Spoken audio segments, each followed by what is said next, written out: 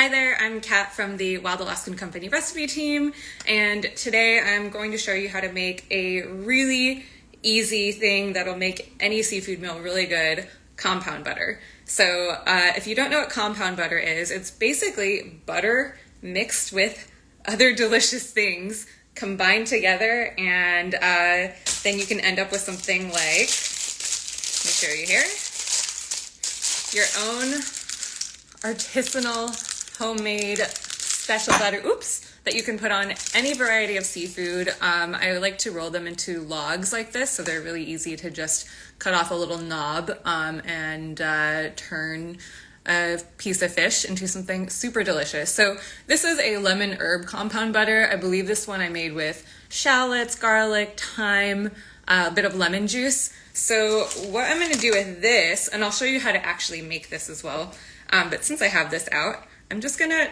take a hearty knob off of this. I don't know, that's about a tablespoon or so, which seems like a reasonable amount, and make a very simple salmon and tapiote.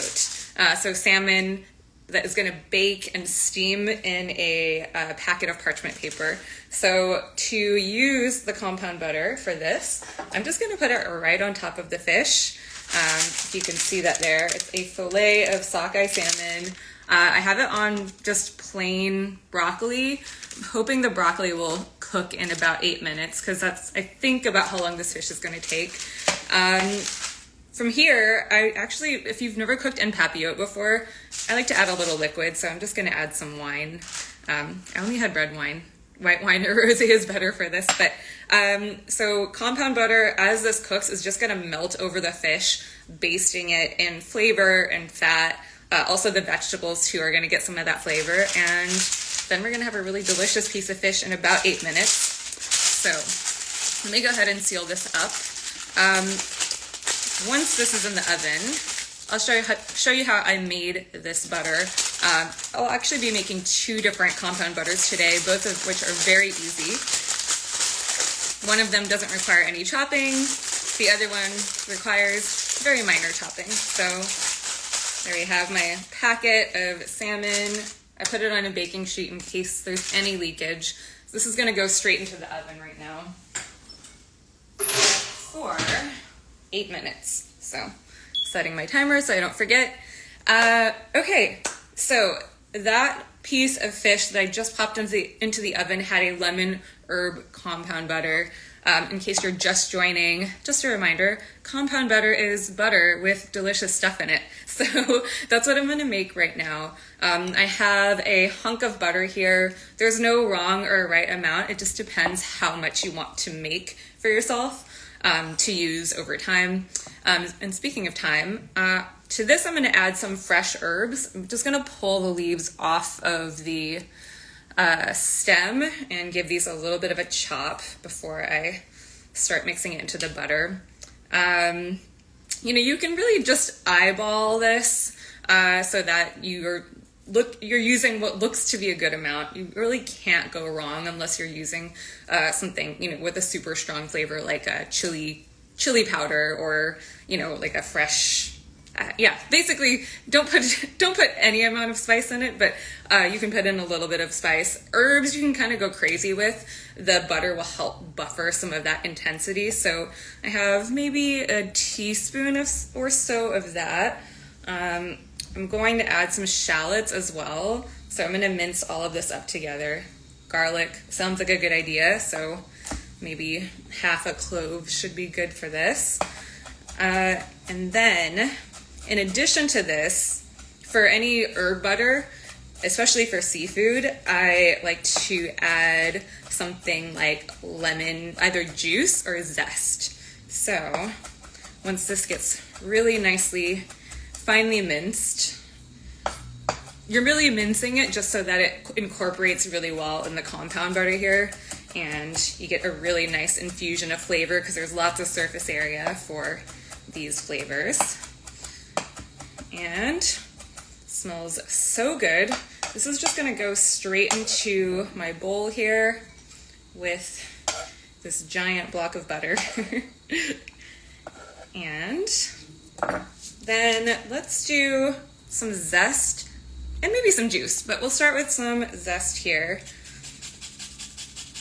Half a lemon might be nice for this amount of butter that I'm using. I believe this is half a cup of butter, in case that's helpful as a reference. I'm using unsalted butter, so let me go ahead and add a little bit of salt and pepper to this as well. All right. From here, it just looks really pretty already. Just a bunch of, delicious confetti on the butter, and we just mash it up. I have butter that's been softening on the counter all morning, and that makes it a lot easier to spread. It's almost like a cream cheese consistency.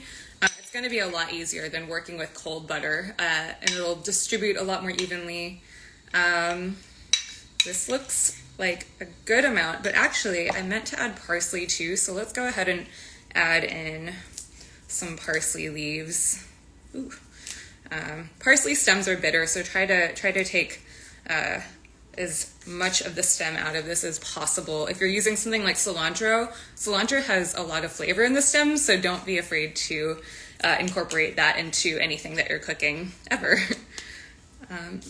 For those of you who are just joining me, hi, welcome. I'm Kat from the WAC recipe team. We're making compound butter for seafood. So this is compound butter number 1. I'm just gonna finish adding some herbs to it, but as a recap, this compound butter has garlic, shallots, a little salt and pepper. What else did I put in here? Lemon, fresh thyme. If you only have dry thyme, that's more than good enough to use. I like a fresh herb when I can get it, because I think the flavors will infuse a little more evenly that way. But if you only have dried, it is winter after all, don't worry. So let me mash that in here. And from here, honestly, you can use this butter now for anything. But what's fun about compound butter, or what I find to be really fun, is rolling it into a log like this. And to do that, just grab a parchment sheet of paper. This is probably too big for what I need, so I'm gonna cut this in half here. All right, so I have a piece of parchment. What I'm going to do is lay this onto a cutting board or your work surface and spoon this butter right into the middle. And I feel, whenever I'm doing this, I feel a little bit like I'm a candy maker or I'm making taffy. I'm at the Willy Wonka factory making a really good treat. So this is all so soft and spreadable right now, but we're going to roll this into, hold on, let me grab a towel just so I don't have buttery hands. From here, roll it up like this, and you can kind of start shaping it with your hand as, as big or as demure as you like. And twist the ends. By twisting the ends, you're also helping, push everything together into a nice round shape. And then this pretty much really just needs maybe 3 hours or so in the fridge to solidify and become really nice and sliceable. And then you can start using it on everything. A fillet of salmon that you've just pan-seared, a really simple baked fillet. You can bake it with this on there just as a pat of butter, or you can add it after you're done. This is also really good for something like any accompanying vegetables. But that's compound butter number 1, lemon herb, little nice garlic shallot situation in there. Let's make a different compound butter that sounds amazing to me. I have another half cup of plain unsalted butter here. I would suggest getting the best butter you can find at the market, because the flavor is really a good asset for the seafood. With just a fillet of fish and you're adding on this like one component, you want to make sure all of those flavors are really, really tasty so that the quality of flavors comes through. So next one we're going to make is a miso butter. I'm going to use a white miso and actually add in some furikake. This is from Barnacle Foods. It's got a little bit of seaweed, kelp, sesame seeds, sugar, few other ingredients in here that I think are going to work really well in a butter. So actually, before I do that, my fish is ready. So let's go check on that now. We are at 8 minutes. Give me one moment and I'll show you what the salmon looks like that I've baked in parchment with a knob of compound butter on it. All right, this smells really fragrant and herby right now. I'll just set this butter aside for the time being. If you're ever cooking fish this way and you're opening it up and it's a steamy packet, just be careful. Oh man, that looks so good. So I just have this perfectly cooked piece of fish, a little blob of herbs on top from the butter. Let me transfer this to a plate here. And all of that flavor has sort of melted onto the fish and the broccoli itself. And actually, there's no reason why I shouldn't add a little more on top of this. So let me grab my little knob here again. So you can put butter on as something is cooking or afterward. We're just gonna go a little crazy and add another knob on here. And it looks a little bit like a banana right now, but that is butter. So that's on this really hot fillet of fish. It's gonna melt really nicely over everything as it's sitting here, and perfectly basted it. It's super flaky, like barely even staying on my fork. Really, really good and really easy. So that is just one benefit of having compound butter, is it turns a really basic dish into a myriad of flavors. You know, if you have 5 different compound butters to pick from in your fridge, then you have 5 different meals that you can make just by slicing off a little piece of, you know, whatever that is. So back to the miso compound butter that we're going to make. Let me straighten out my phone here. I'm about to fall off my stand, which is never a good thing. All right, so miso compound butter. Here we go. Let's try this. What I'm going to add first is the miso paste. I really actually like a lot of miso in my miso butter. So I'm going to do maybe almost like a 50-50 amount, or more like 2 to 1. So 2 parts butter, 1 part miso. And miso butter is something that actually I really like adding to seafood after it's been cooked. You know, miso is really nice just when it's like very, very gently introduced to heat as like a finishing flavor. That being said, I like using miso in marinades as well. But for a miso butter, I think this is a really good option for just adding to any piece of fish as a finishing touch. So Pacific halibut, I think, works really well with this. Salmon as well. And actually today, I'm going to make something really yummy with this, but we'll get there when we get there. So just incorporate that. And in case you are just joining, what I did was keep some butter at the counter at room temperature for the morning, so it's nice and soft now. And then to this, I'm going to add my furikake. Just going to sprinkle that in here. And it looks really pretty right now, but we're going to mash it up. And it's at some point going to start not looking like butter at all. It's going to start looking like a completely different color and texture. You know, whatever you're adding into the mix is what it's going to take on. And if you want, you can give it a taste. I mean, it is mostly fat, but you can check the taste for seasoning if you want to add a little more salt, if you want to add something like a little more herbs or acidity. That tastes super flavorful and delicious to me. So we're gonna do this again. We're gonna roll this into a log to keep for another day. I'm gonna just reserve a little spoonful for the meal I'm gonna make in just a moment. But in the meantime, I've got my half sheet of parchment paper, or quarter sheet, should be about the right amount, and we're going to pile this compound butter into the middle, as close to the middle as we can. Wax paper works well for this too, by the way, since you're not introducing it to heat. And so we're piling this onto the middle, and then we're going to roll this up into our little log of butter. Here we are.